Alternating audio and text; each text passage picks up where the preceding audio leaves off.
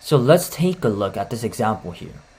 Before conditioning, the dog salivates when a food is in front of it, right? Now the salivation is an unconditioned response because naturally this dog has an instinct to have a strong desire for food.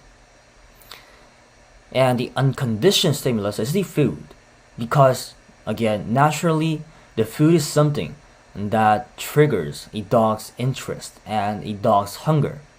So this dog is interested towards food and is salivating as a response because it wants to eat it. But then before conditioning, let's say there was a bell that was ringing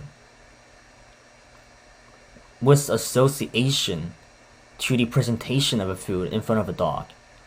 Now, because a bell ringing, at this point, it has no meaning to a dog, right? It's just merely a sound for this dog without any consequences that the dog desires. Therefore, at this point, there's no salivation, which is the unconditioned response, the salivation itself, because this dog does not anticipate, does not look forward to any kind of response or any kind of incentive that may come after this dog encounters a ringing of a bell. So a neutral stimulus at this point produces no salivation response. However, during conditioning, let's say the ringing of a bell and the food became paired together during conditioning in front of this dog. So whenever this dog was presented with food, let's say a bell ring together at the same time, now this will cause the dog to salivate after hearing the ringing of a bell, even without the food, after conditioning, because the unconditioned stimulus during conditioning is repeatedly presented just after the neutral stimulus, and the unconditioned stimulus continues to produce an unconditioned response, which is the salivation and the relationship to food. Now, after conditioning, as this dog developed a response of salivation to the ringing of a bell accompanied with food during conditioning, after being conditioned, this dog will now anticipate that food will be given to the dog after ringing of a bell, because this dog just learned during conditioning that after ringing of a bell, its owner will present food to the dog after hearing the ringing of a bell.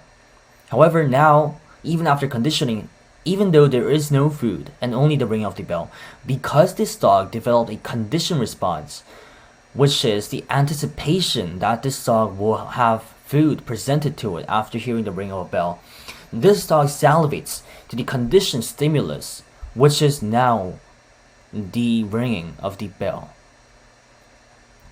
The neutral stimulus here alone now produces a conditioned response, thereby becoming a conditioned stimulus. So the ringing of a bell, which was not a conditioned stimulus before, it had no meaning to the dog, right?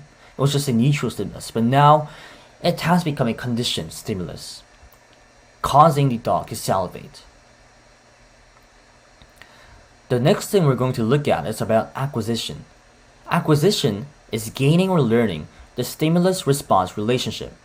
Basically, when the neutral stimulus becomes the conditioned stimulus, that is acquisition. The next thing is higher order conditioning.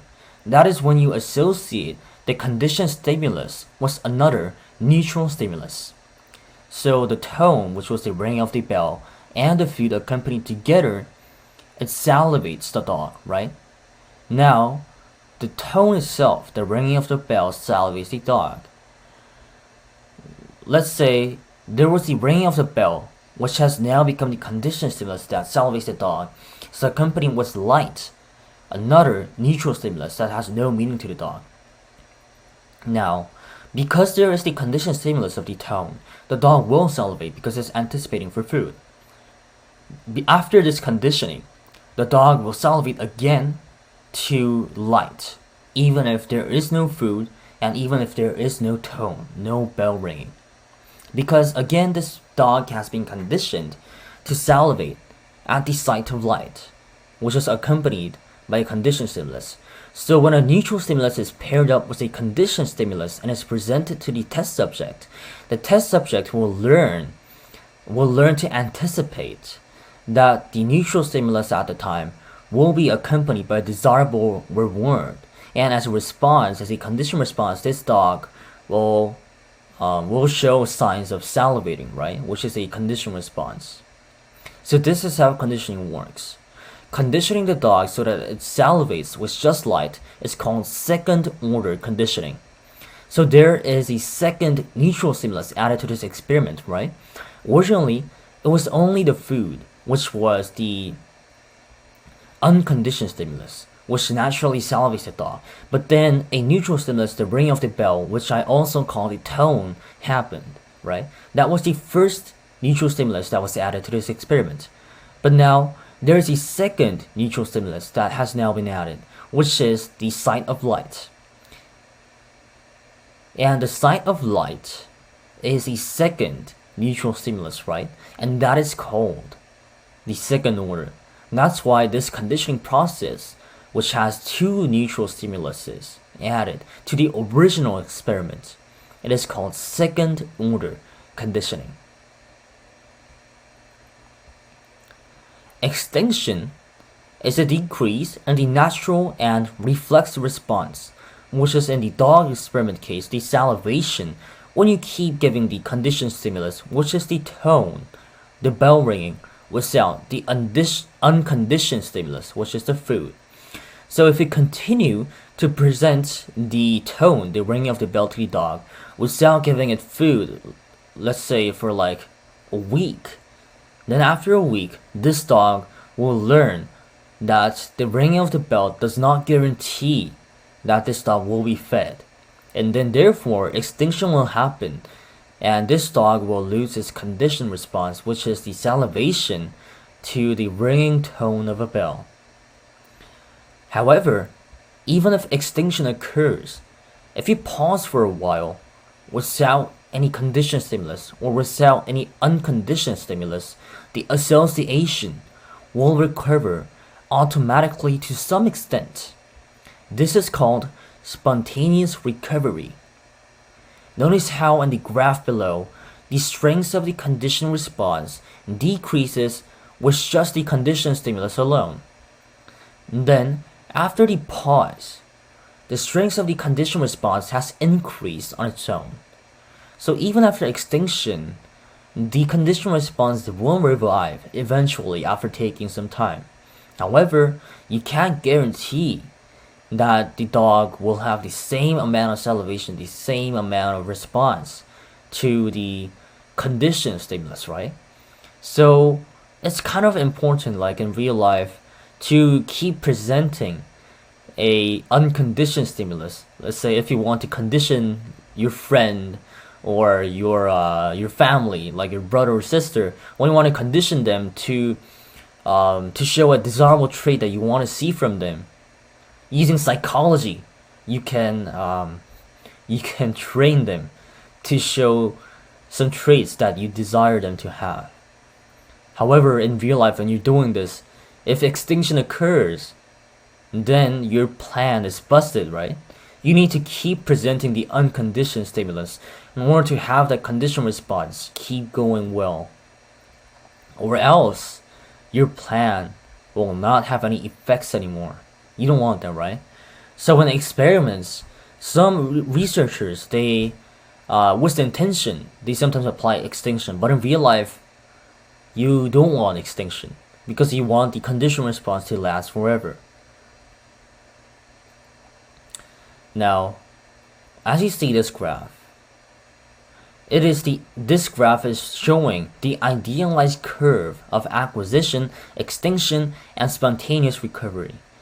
So as you see, the rising curve shows that the conditioned response rapidly grows stronger as the neutral stimulus becomes a conditioned stimulus, as it is repeatedly paired with the unconditioned stimulus, which is the acquisition, and then weakens as the conditioned stimulus is presented alone through extinction. After a pause, as you see, the conditioned response reappears, which is the spontaneous recovery as explained before. The next concept that we're going to look at is generalization, which is when after the conditioning, the organism responds similarly to other similar stimuli. For example, if we were conditioned to be scared of a yellow frog, then maybe you will later become afraid of all frogs because you are generalized that frogs instill an emotion of fear within your mind. Even though the start was a yellow frog, as time goes by, your mind will generalize. And then it'll eventually become afraid of a green frog, a red frog, gray frog, a gold frog, whatever frog there may be, even chocolate frogs from Harry Potter. That is called generalization. Now, there's a person named Ivan Pavlov, and the dog experiment above was the work of a psychologist named Ivan Pavlov. And this experiment by Pavlov is important because it showed us that many responses can be conditioned to many organisms. It showed us that learning can be studied objectively. Previously, it was hard to study learning objectively, but Pavlov was the pioneer who opened this field of objective studies into the concept of learning. Now, these types of classical conditioning is used often in therapy. Drug users are told to avoid places or situations, which is the conditioned stimulus that could make them want to do drugs, which is the conditioned response. Even our immune system can be conditioned. If a specific drug, the unconditioned stimulus, has a specific taste, which is the neutral stimulus, that causes a specific response, the unconditioned response, later, that response called the conditioned response can be caused by just tasting something similar, which is the conditioned stimulus. So let's say, for example, even if it's not drugs, like in real life, for example, when you ate a cheeseburger, let's say, you vomited as a response. But then later, because of your immune system's generalization, even though you just eat a plain beef burger without cheese, so it's different from a cheeseburger, right? But it's still a burger. And a burger now, because of generalization, even though it's not a cheeseburger that causes you to vomit before, it will now cause you to vomit again because it tastes similar to a cheeseburger. And this is how scary classical conditioning is. And this is how effective classical conditioning is. Now, this is the end of Module 26, AP Psychology students. Liam's AP Psychology will come back with the next module, Module 27, in Unit 4.